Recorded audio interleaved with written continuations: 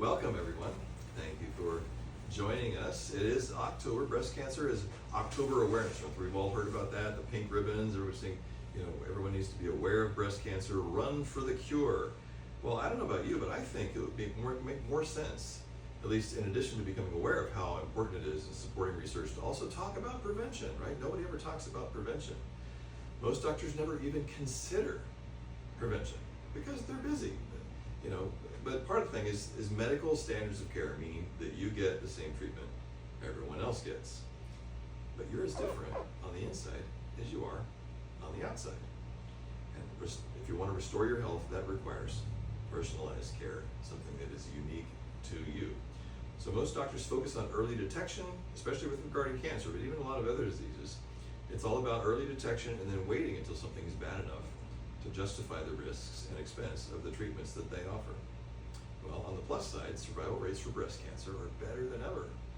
Because of early detection, people are getting better, both due to earlier detection and better conventional treatments, but 13% of American women still will develop breast cancer in their lifetime. And every year, the percentage of the population of women goes up. So more and more women are getting breast cancer still every year.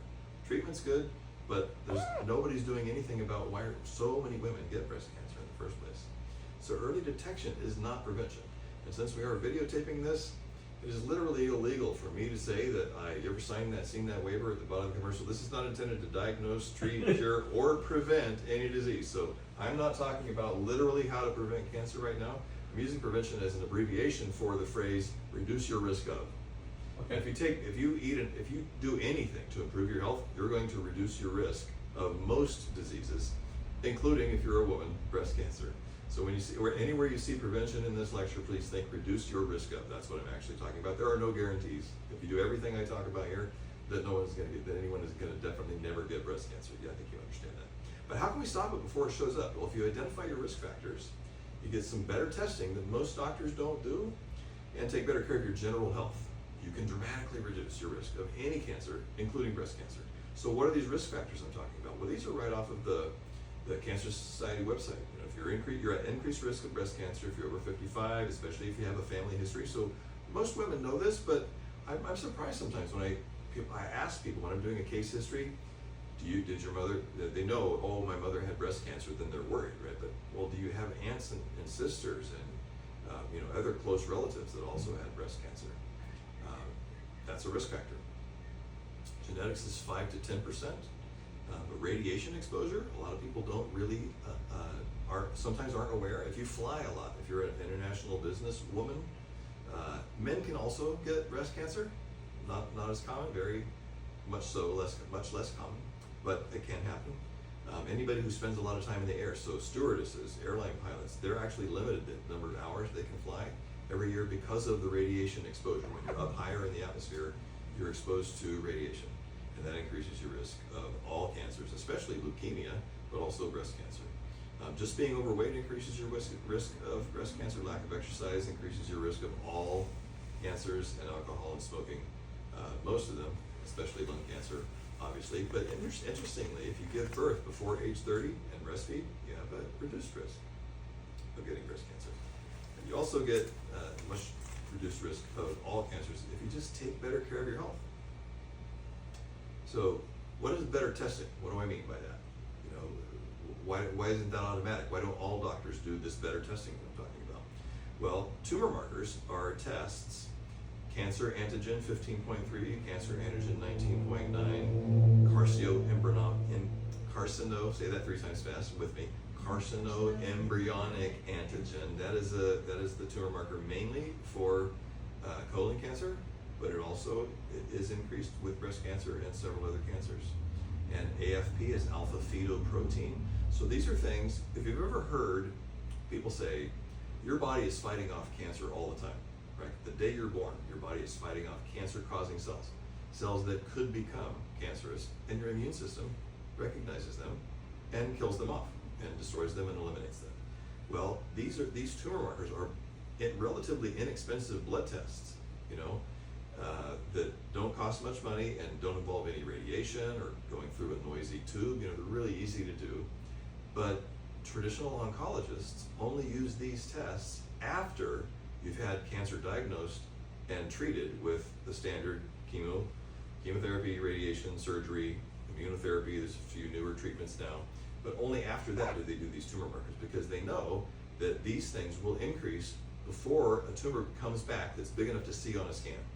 So cancer is diagnosed first by a scan and then confirmed by a biopsy. So you never get diagnosed with cancer unless you have a mammogram, an x-ray, a CAT scan, an MRI, a PET scan, an ultrasound, some kind of a scan where they see a mass in your body, and then they do a biopsy of that mass. They stick a straw in there, pull out some of those cells, look at them under a microscope. Now they know exactly what you have. That's how cancer is always diagnosed.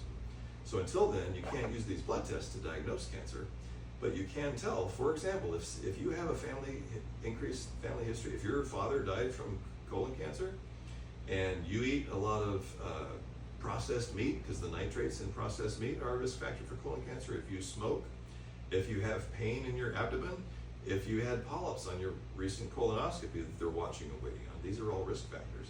You can do CEA right now and come to me, and we'll identify some ways to support your immune system to get it fighting off those cancer-causing cells the best that your body is able to, and then retest CEA again and make sure it's going down. So oncologists can't do that, because if you have an elevated CEA, they're going to say, and some relatively progressive people that have a long-term relationship with their general practitioner, I do see some patients when they bring in their blood work from their medical doctor, sometimes they will do these markers, even if they haven't had cancer before. Usually only if they've had cancer before already. But they will sometimes do these if you have risk factors, but then they always say, we're going to watch and wait. It's important we know that that's elevated, but there's nothing to do. Well, there is something to do. You can boost your immune system right now and watch those numbers go down. So that's what I do. I do these markers on people who have the risk factors for breast cancer that we just talked about, or have risk factors for other types of cancer. Do these tests, give your body some nutrients to make your immune system work as best as it can, and then retest those markers 4 months later, 6 months later, and see that they are going down. And that happens. That is totally doable. I've done that with scores of patients. So that's the main reason medical doctors don't do those tests routinely. Also, a lot of people don't know. People hear that toxins cause cancer. This causes cancer, that causes cancer. Eventually, you kind of have to tune it out because everything causes cancer. But what they mean when people say that is that the first step in cancer formation is mutation. So genetic mutations that cause abnormal cells are the stage 1 of cancer. Stage 2 is when cancer develops blood vessel supply so that it can spread to other tissues, and then there's no common word for it. It's called apoptosis. It's programmed cell death. All cells are only programmed to divide a certain number of times, and then they stop, so that you don't produce a tumor. And cancer cells learn how to override that programmed cell death, apoptosis. And most of the drugs are to attack those three things. To stop angiogenesis, which is the ability for a cancer to send out a signal to tell blood vessels to grow into the tumor, to give the tumor a freeway to the rest of your body. So, after you're, go through, even a child, as you grow bigger, your blood vessels get, you're growing more tissues, so you're growing some new blood vessels to supply all of the new cells you're producing when you're growing. But once you're in your 20s, say, you don't need any new blood vessels, right? You have all your cells are already there, all the blood vessels to supply those cells are already there. So angiogenesis, which makes new blood cells, new blood pipes, new blood vessels, is bad. And that's why that mechanism is built in. So cancer cells learn how to override that. So identifying, you can test to see if your body has a higher than usual burden of heavy metals like lead, mercury, arsenic, cadmium, uranium. You can do urine tests to identify if you have chemicals from pesticides, fertilizers, chemicals that we breathe in the air, all the wildfire smoke with cars and houses full of toxic materials that go up in smoke. And then that stuff blankets the surface of the earth in Southern California, where it hardly ever rains, to wash that stuff away. For years after the Thomas Fire, you could smell that stuff going up in the air again anytime somebody with a leaf blower decided to blow some more of that stuff into your lungs. Thank you very much. So anyway, there's ways to test.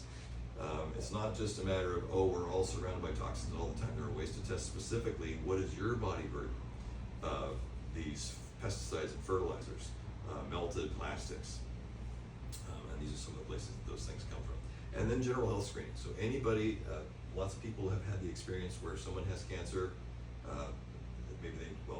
Everyone's experience is different in large part because of how healthy the person who got the cancer is, right? If you see somebody who's, had really poor lifestyle habits their whole life, and they were a smoker, and they drank, and they have a lot of stress, and this and this, and that person gets cancer, they're usually, sometimes they defy the odds, but usually that they're not going to have as good an outcome. But most people don't know how, even people who think they're perfectly fine, they don't really know how healthy they are unless they get tested. So just standard tests to identify earlier signs of stress in your immune system, digestive system, to absorb the nutrients you need, every part of your body working 100%. Knowing that also reduces will improve your outcome, reduce the risk of getting cancer in the first place, and improve your outcome when you get it. So take better care of your overall health. All of these things dramatically reduce your risk of all cancers. Most of them reduce your risk of all cancers. The alcohol is a special one for women. Men, the recommended upper limit of intake is 14 servings per week. 2 per day. Yeah, 2 per day, 14 servings per week. Women 1. So there's more and more data that's come out in the past few years that show that women, and especially women who already have other risk factors for breast cancer, who drink more than 1 drink a day, dramatically increase their risk of breast cancer. So vitamin D is one of the most important things anyone can do, and most people, too many people think they're already getting enough vitamin D if they garden and go for hikes with short pants and short sleeves. No one gets enough vitamin D from the sun to keep your immune system strong. So the healthy range of vitamin D in your bloodstream is 50 to 90, and most people test at 20. And people who have a vitamin D level of 60 compared to people who have a vitamin D of 20, all those people who don't take vitamin D supplements have an 80% lower risk of breast cancer. So yeah, most people don't know, and most studies use ineffectual doses, and far too many people just don't know whether they have adequate vitamin D or not, and they also don't know how important it is, especially if you have other risk factors for breast cancer. Here's a 47-year-old woman who woke up with a grape-sized mass in her left breast. A few days later, it was the size of a jalapeno. She went to her GP, and he sent her to an oncologist, and the criteria is if you're over 45 and you have any kind of lump in your breast, do surgery immediately. Because even a cyst can become cancerous, and so they just recommend that she had immediate surgery. Well, they didn't even biopsy it. I told her it's not an emergency. Most cancers, almost all cancers, are not an emergency. And people are surprised by that. Really? Cancer's really bad, it could kill you. That's an emergency. No, an emergency is where you need to go to the hospital right now. It means there's a clock ticking. If you have a stroke is an emergency. A heart attack is an emergency. A really bad infection where you're sweating and you're about ready to pass out, that's an emergency. The things that you go to an ER for. Cancer is never an emergency. How do we know this? When you go to the oncologist, first of all, when you go to your GP and say, he sees on your mammogram, or you go to your gynecologist and they find a mass on your mammogram or some scan, and they send you to an oncologist, do you go the next day? No, they give you an appointment to an oncologist a month from now. And then the oncologist says, oh, we got to do some testing. And you usually don't even get your diagnosis and a recommendation for the standard treatment for 2 or 3 months minimum. Sometimes it's 6 months. So that's what I mean by it's not an emergency. Even the oncologists are not treating you, are not going to tell you we need to start this immediately, because it doesn't matter. Cancer is a slow growing thing. Some cancers, it is important to start as soon as possible when you know you have it, but they don't. So you almost always have a couple of months to try something, and this is what's exciting. Sometimes people who have really significant cancers, big tumors, something that looks really scary on a scan, if they flood their body with nutrients for 2 months, and we can test those tumor markers, markers of inflammation that I do on every patient, like C-reactive protein, sedimentation rate, whole host of tests. Those tests are super high when people have cancer, and you can give them nutrients, get them to eat a little bit better food, stop eating junk, stop smoking, a little exercise if they're still able to do that. Test them a month later, those markers go down. Test them 2 months later, they can go down dramatically. Sometimes cancel the cancer treatment. So anyway, this woman had a cyst.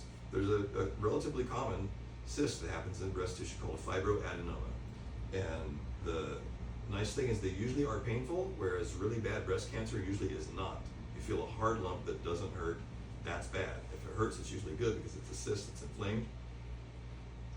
They can become cancerous, but it takes months or a year or two for those to become cancerous. So this woman, I gave the high dose of iodine, vitamin D, and fish oil for anything, but iodine after your thyroid.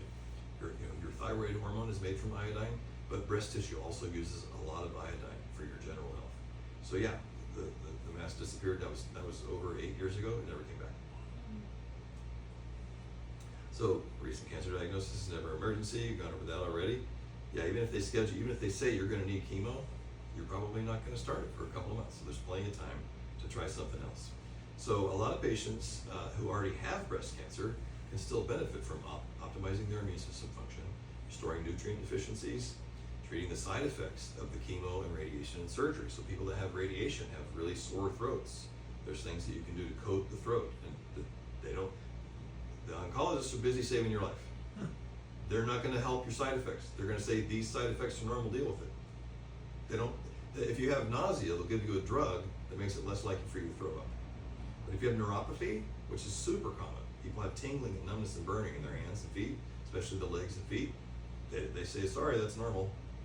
We can't do anything for it. After you go through chemo and radiation, if you have some of these side effects, they usually don't do anything for that. And anybody who's going through a battle with cancer needs to have adequate protein in their diet. Every cell in your body requires protein to make. Most people, when they get that diagnosis, when I test them, are already deficient, and they're often already anemic. But you need to supply oxygen to every cell in your body. If you're functionally anemic, it's really important to get that fixed as soon as you can. With iron, with B12, with folate, with B6, some nutrients, you can maximize your body's ability to produce and maintain red blood cells and carry oxygen to all your tissues. That just makes sense, right? To fight off the cancer. So high doses of all these nutrients can improve your outcome from almost any type of cancer. There's reams of data in published journals that show that curcumin from turmeric, or EGCG from green tea, or sulforaphanes from broccoli. You probably don't know what these things are, but these are the things that if you Google those, you go to PubMed and Google those, there is data showing that they reduce your risk of and help control, and even they blunt angiogenesis. They reduce the generation of new blood vessels by tumors, so they stop the spread of tumors. They stop that overriding of programmed cell death in tumors. So these are things that are easy to take, either as food, some of them, and all of them are available in capsule or powder form. And so I like to have people think of their bloodstream as a river of life, which that previous slide showed.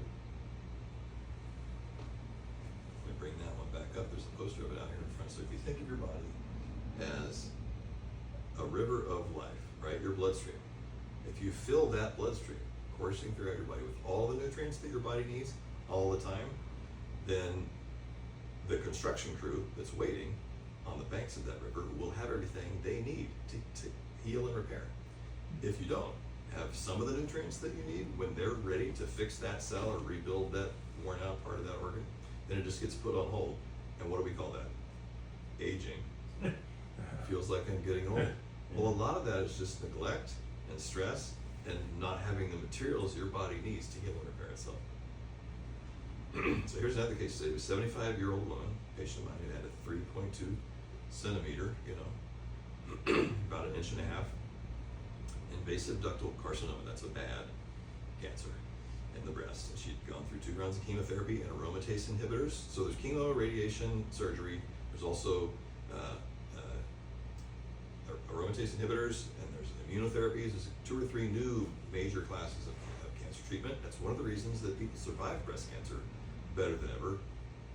Doesn't stop anybody from getting it. So anyway, she was taking these medications. Her tumor was shrinking, but they were getting ready to decide whether or not to put her on another round of chemo. No one could tell her if she was done or if she was going to survive it or not. And she waited until she finished the first round. After the second round, I think she had to do it a 3rd round, anyway, I reviewed her labs, gave her a bunch of nutrients to maximize her immune system, and she recovered way faster than her oncologist thought she was going to. She was very happy. And the estrogen blockers are horrible. So if you want to know what's an estrogen blocker, well, if you've ever known a woman who's struggling with menopause, right, that's when a woman's body makes less estrogen, and it causes rage and heat flashes and all kinds of really things that are difficult to deal with. Well, estrogen blockers that's like 211, right? That makes all of those symptoms maximal. And this is after a woman's already gone through menopause, like she's done that already. She thinks she's done with that, and then now that all comes back when you take an estrogen blocker.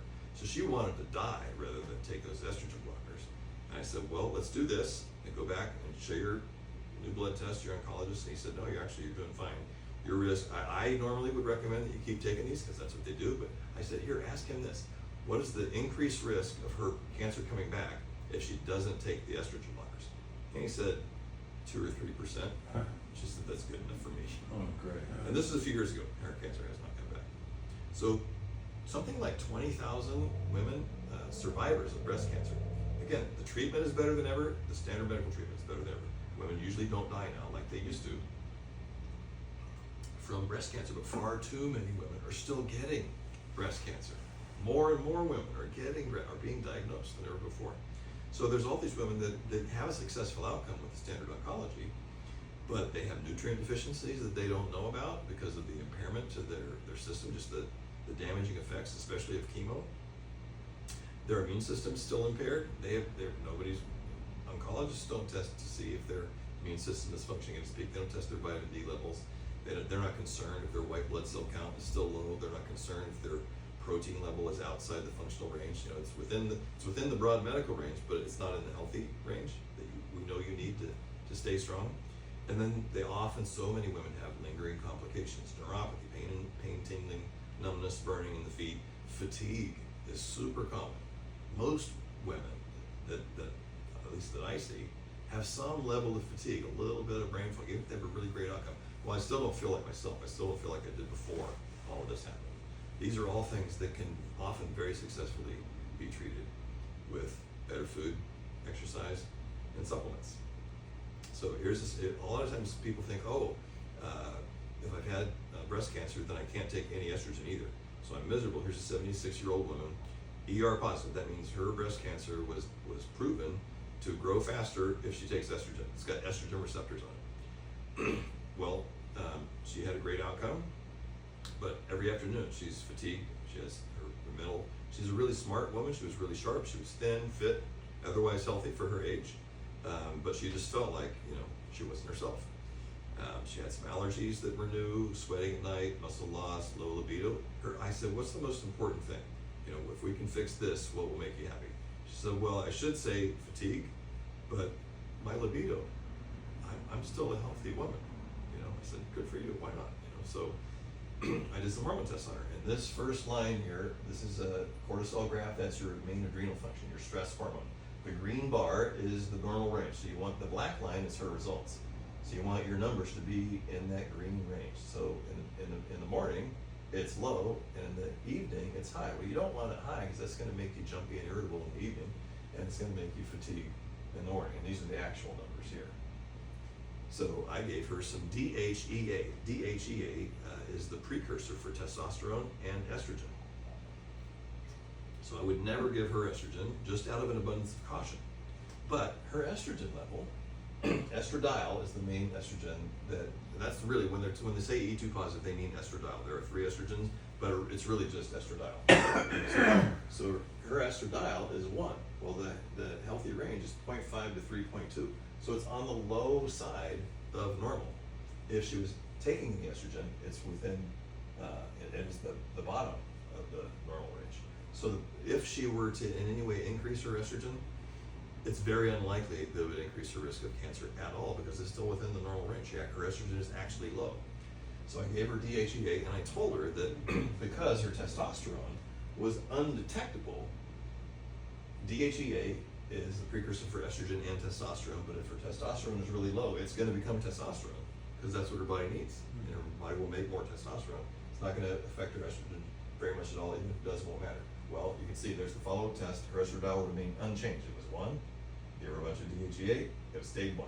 Her testosterone went from undetectable to 34, high normal, and look how she felt. All of her major symptoms were much better, especially her libido and her energy, the mental sharpness, and she was very happy. So, don't wait till drug surgery, chemo, and radiation are your only options. You identify all the places that normal function has become diminished with comprehensive testing and functional analysis, looking at the narrow, healthy range instead of the standard medical range that indicates the need for drugs, and you can restore optimum health with better food, frequent exercise, and researched back supplements. Any questions? It sounds as if you're a pretty good proponent of a vitamin D. What would you suggest what would a daily dose be? Absolutely, 5,000 international units. So the standard dose on most supplements is IU, international units. And sometimes they show milligrams as well, but 5,000 IU. Okay. For people that are listening to the video, 125 microgram is the other version, or 5,000. And it'll say on the label, Yes. 5,000 IU. Yes. So I'm glad you asked, because a lot of people, the RDA for vitamin D is 400. Oh. If you're aged or pregnant, they'll say 600, maybe 800, a few references. That is nowhere near enough to get your blood level up into that 50 to 90 range. 5,000 units a day for most people will do that. Older people, 10,000 can often recommend that they take 10. If you come into me and you're 70 or high 60s or 80 or have cancer already, or a chronic immune condition, or have a lot of fatigue, have anything that obviously would benefit from more vitamin D, and your test is 16 or 12, I see that all the time. The medical lower limit is 30. The healthy range is 50 to 90. People that are really low, people who are below 20, I often recommend that they take 10,000 a day for 2 or 3 months to get it up into the healthy range as quickly as possible. And if people wonder, oh, is that safe? Yes, it's totally safe. It is possible to take too much vitamin D. It never happens. Right. You know, 100,000 people die a year from properly prescribed medications. No one dies from taking vitamins. And if you take too much vitamin D accidentally, you stop taking it for a month, and it goes back to normal. Right. So yeah, it's totally safe to take even 10,000 a day for a few months, not forever. Right. I have had several patients who, when I told them to take 10,000 a day for 3 or 4 months, just kept taking 10,000 a day for a year. Come back, test them again a year later, their vitamin D still isn't too high. It's at the upper limit of normal. And most importantly, their calcium levels very rarely go up. If you take too much vitamin D, your calcium levels go up, increases your risk of getting a kidney stone. That's what most MDs and the hysteria you see in the media all the time. Oh, if you take too much vitamin D, you're going to get kidney stones. Well, sure, if you take 20,000 units a day for a couple of years, you will slightly increase your risk of getting kidney stones. And how do you know that? First, test your calcium levels. So people who have cancer often will take 10, 20,000 units a day for the duration of that cancer experience, and their calcium levels won't go up at all, because your body uses, when you're sick, when you have a cold or the flu or COVID, your body uses more vitamin D. You should take 20,000 units a day. If you have a flu, take 20,000 units a day for 3, 4, 5 days until you fight that flu off. And if you take the 5,000 units every day for, after 6 months to a year of doing that, of maintaining that healthy level of 50 to 90, you don't get colds and flus anymore. So that I've had hundreds, thousands of people tell me that. Oh yeah, I did. I'm doing what you said, Dr. Pinkley. I'm taking my 5,000 units a day, and I don't get colds and flus anymore. My kid comes home from school sniffling, and the whole family doesn't get it anymore because we're all taking our vitamin D. So that would be good for men and women. Every human being. Okay. And 5,000 a day for adults, or any kid that weighs more than about 50 or 60 pounds, or 8 or 10 years old. Infants should take 1,000. Okay. The RDA is 400. A newborn baby could take, with drops of liquid, take 1,000. And then I have a chart. I think when it's like 2 or 3 years old, you go up to 2,000 a day. 5 or 6, you go up to 3,000, 4,000, etc. But for anybody over 50 or 60 pounds, and all adults, 5,000 units a day. Okay, thanks. And there's lots of other ways to keep your immune system strong. Having that adequate protein. Immunoglobulins, one of the main components of your immune cell, is protein. So that's measured on the blood test with your protein levels. If you have low total protein, you often have low immunoglobulins, that fraction of your total protein that is the precursor for immunoglobulin. I don't have a chart of those blood tests up here right now, but yeah. Great, thank you. Yeah, pleasure. Basil, you had a question. I think you said. Yeah, my mother had breast cancer in 1964 when I was 13, and she had her breast removed. Mhm. And a few months later, she had to go back to the hospital. And the story is sketchy, but I heard that when she went back, she had a collapsed lung. Mhm. And I think maybe the surgery at the time, that's like, what, 70 years ago, Sure. could have wrecked all the muscles. I don't know what happened, but the thing is she died of a heart attack.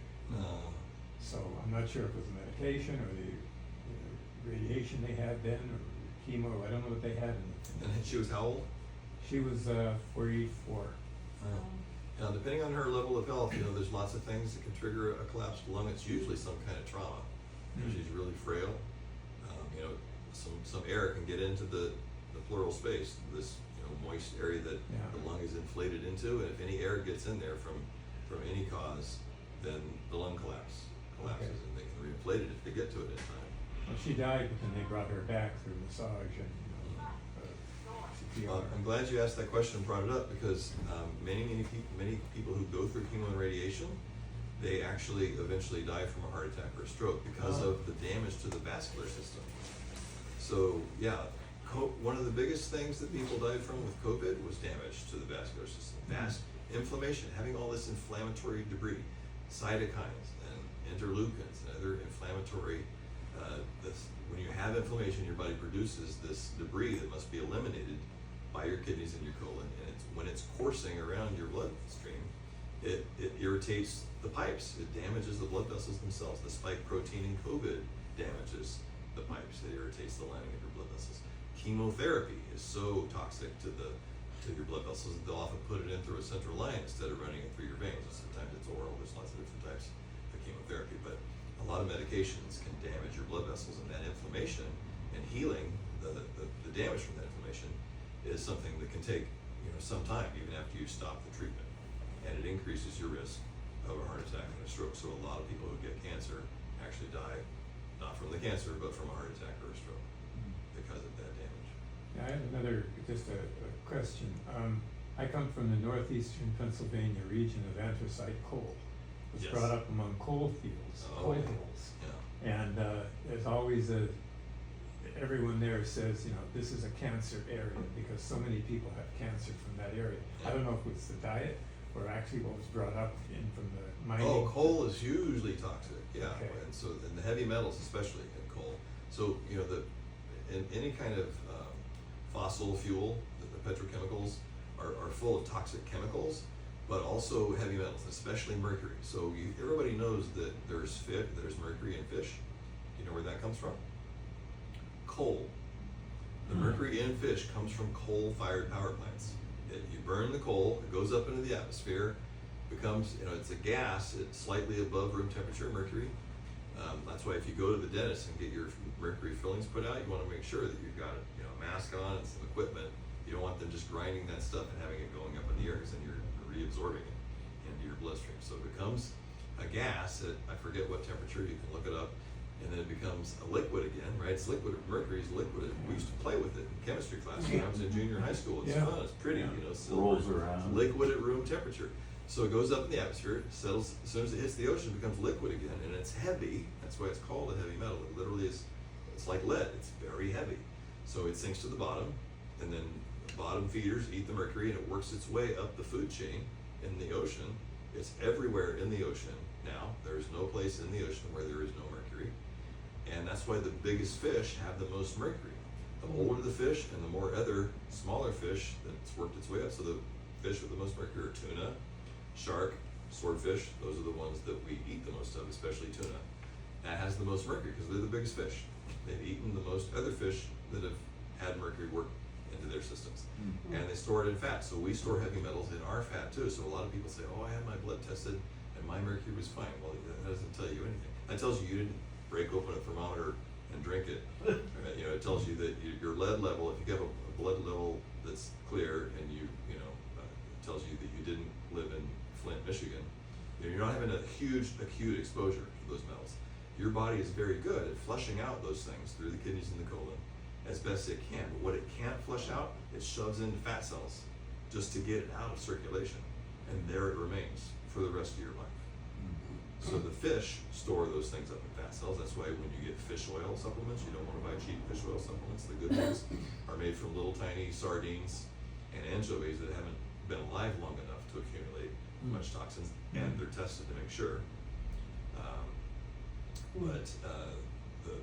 The mercury, the worst is, I recommend not eating tuna more than once a month because of the mercury content. And people think, oh, I go to fancy sushi restaurants, they get the best tuna. If it's a big fish that came out of the ocean on this planet, it's got lots of mercury in it. It doesn't matter the quality of the fish, it matters the size of the fish. So you can get pole caught, smaller tuna in cans. Wild Planet, there's a couple of other brands where they catch smaller fish and then they test it to make sure, and it has 1/10 to even less of the amount of mercury in it, and they test it to confirm it. So that's another way to do it. How about salmon? That's a big fish. Salmon is a big-ish fish, Yeah, but not it's that not big. high in mercury. Okay, Yeah, okay. not that big. Also another question, my father 3 years later died of Hodgkin's disease, another cancer. Yeah. But my mother did not work in the coal industry, she was living in a town surrounded by coal. But he actually worked right in industry, around it all the time for like 25 years. Yeah, so that, the fossil fuels and heavy metals can increase your risk of most cancers. I'm not sure what if there's a direct link with Hodgkin's or other types of lymphomas or leukemias. There is a direct link between radiation exposure and leukemias. We were talking about that earlier. And Michelle, did you have a question? Well, yeah, I have this gizmo that melts fat, and so if I melt that fat in my body, does that then release the toxins, I suppose? Yes. Yeah. Yeah. So when Well, you're I'm not damned if I do, yeah, damned so if I don't. well, so people that are doing dramatic weight loss, it's hugely beneficial for them to also get some support to efficiently excrete those toxins. So liver Okay. support, get tested to make sure their liver is functioning properly. Take some antioxidants like glutathione, alpha lipoic acid, some other things to help flush that by even just simple as vitamin C and vitamin And E. then how about clay? Does that? And binding agents like zeolite clay, yes. Mhm. Yeah, all of those things help your body So escort those. alpha- They bind the toxins that are being liberated from storage in the fat, so that they can be excreted efficiently. Mhm. So I didn't realize alpha lipoic acid did that. Alpha lipoic is a great antioxidant that helps do that. Yeah, so most of the antioxidants, quercetin, are also helpful at detoxification. Mhm. And glutathione is the master antioxidant, is also very good for detoxification, Is especially chemicals. berberine, is it? Berberine? Heard of that. Yeah, is that? Yes. Also helpful. Yeah. Any other questions? All right, well, thank you very much for coming. We're gonna be doing this every month now, the first Wednesday of every month at 6 o'clock. What's next month's topic? Toxins. Toxins. So we're gonna be talking specifically, in detail I about chemical toxins. I think you're right. All right. Chemical toxins, heavy metals like lead, mercury, arsenic, cadmium, uranium, how to test for those things. How do you know if you've had those things or not? Most people have no idea. Unless you test, you really don't know your body burden because they're not in your blood tests don't tell you. There's no blood tests for blood tests of any of those things don't really tell you that much. So you got the tests for heavy metals is a hair test or a urine test. The tests for the toxic chemicals and mold toxins are also another huge source of toxins. When you have mold exposure for years, like you find out that there's that little black spot in the bottom of your bathroom corner, but then when they opened up the wall it was full of mold. Well, you've been breathing that stuff in, but it's not something that damages your lungs. It's not like a lung infection or a sinus infection or an allergic reaction. The mold that gets into your bloodstream by breathing it in goes directly into your bloodstream. The metabolic waste of that mold is a chemical toxin. It's just very similar to the effect of chemical toxins from pesticides and fertilizers and industry. Their metabolic waste, their pee, is a chemical toxin that also ends up stored in your fat cells. And so there is a urine test that can measure that. Usually will not show up on a blood test, but there are urine tests that can measure that. And then once you know your body burden, then you can take binding agents, antioxidants. There's a product called Pectisol, which is a modified citrus pectin, which is, it's made from citrus pectin, the peel, you know, orange, lemon, citrus fruit peels. What is the modification? It's proprietary, but basically they take that peel and they process it in a way that it becomes much smaller particles that can cross cell membranes, and it acts like a sponge, a scavenger sponge that binds the chemicals and it squirts them to the kidneys where they can be flushed out. Yeah. And there are a few other things that can help your body flush those things out. It's different for everybody. That's the main reason you get tested. Identify your toxic exposure so you can get what you need to efficiently flush those things out, and then retest to make sure that you're getting them flushed out. And when you do that, you often lose weight, you often have less brain fog, more clarity and focus, you feel more, more energy. You feel it when you flush those toxins out of your body. And as well as you're also reducing your risk of cancer and all the other things that having a body burden of toxin can cause. That's what we're gonna talk about next week, Wednesday, first Wednesday of the month, 6 p.m. right here. Tell your friends. You should advertise it. RSVP, if you wanna come to the next talk, what's the number to RSVP to? 805-612-5531.